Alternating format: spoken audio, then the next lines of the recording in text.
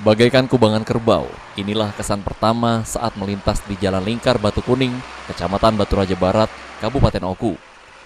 Jalan penghubung Kabupaten Oku dengan Kota Pramuguli rusak parah. Melintasi jalan ini diakui pengguna jalan tidak ada nikmatnya. Di musim hujan, harus berjuang melintasi lubang besar tergenang air dan berlumpur. Sementara di musim panas harus menikmati debu yang berterbangan. Belum lagi beberapa titik lubang jalan terdapat besi yang keluar akibat cor jalan yang terkelupas, sehingga membahayakan kendaraan yang melintas. Kerusakan jalan dikeluhkan pengguna jalan, apalagi jalan ini sudah lama terjadi dan sampai saat ini belum juga diperbaiki, sehingga sangat sulit untuk dilintasi. Kerusakan jalan berada pada posisi menanjak dan menurun, sehingga menyebabkan banyak kendaraan khususnya roda 2 terjatuh saat melintas.